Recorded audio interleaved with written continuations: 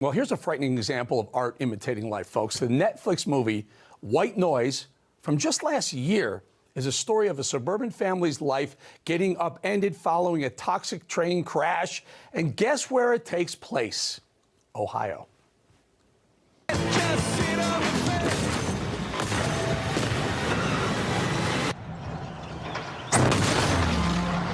that could actually kill someone. Let's watch a sitcom or something.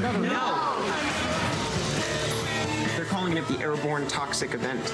They won't come this way. Will we have to leave our home? Of course not. How do you know? I just know. Okay, what if it's dangerous? Evacuate all places of residence. Yeah, so you know what's crazy? One of the extras in that film is an actual East Palestine, Ohio resident living through that very same scenario. And he joins me now, Ben Ratner. Ben, welcome.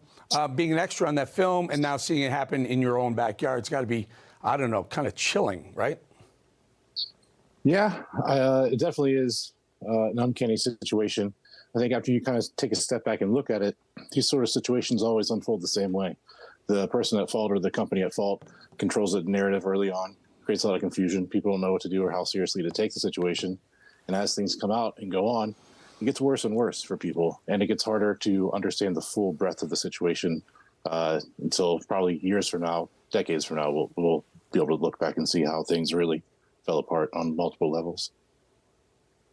Yeah, unfortunately, that's usually the way it works. Government says everything's fine, and then, 10, 15, 20 years down the road, cancer starts spreading, and they go, oh, yeah, I remember that East Palestine, Ohio train wreck. Maybe that had something to do with it. But, in the movie, in White Noise, I remember by the way, great movie, folks. White Noise, the father's looking out the window, and he says to the kids and the wife, don't worry, it's way over there, that we see the plume, it's not moving this way. And Ben, before you know it, it's everywhere.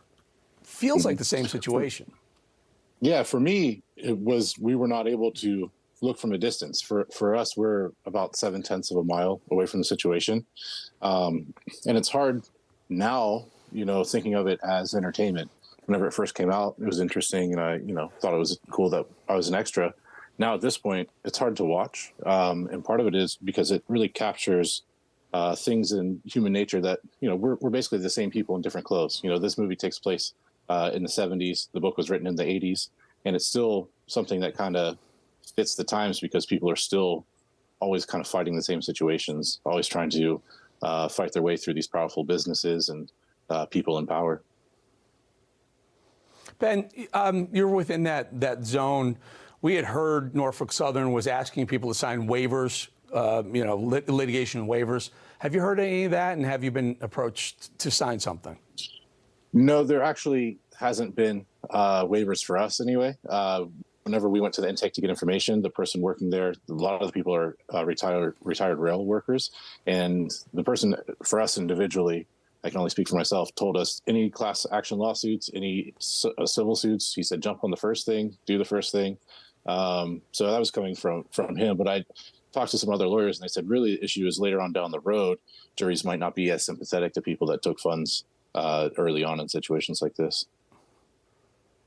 Yeah, I got to tell you, I was in the World Trade Center. I worked at the World Trade Center when they came down and the thing burned, there was smoke, and they said, don't worry about it. And then later on, the World Trade Center Health Registry realized that there was massive amounts of lung cancers and such that came from that. Are you concerned? Final thought, are you concerned, not for your momentarily, how you feel now, but down the road? Go ahead.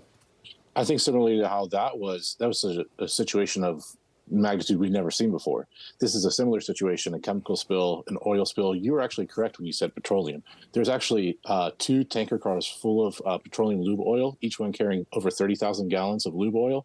Both of them are unaccounted for, and that's coming from the EPA and Norfolk Southern's documents. So you are correct about that. It's not only the butyl acrylate and the chemicals that are being found miles and miles down the road, but it's also those petroleum oils.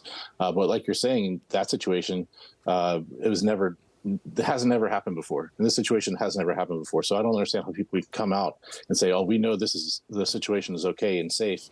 And we found out today 75 homes actually had high levels of VOCs after they told us to go back. Our community only has about 500 homes in this downtown. So that means 1/5 of the homes potentially had those high VOCs. It's irresponsible. It's irresponsible, maybe even negligent by our government to say everything's A-OK before they know exactly what's going on. Ben Ratner, appreciate your time. Thanks for joining us. Thanks for following.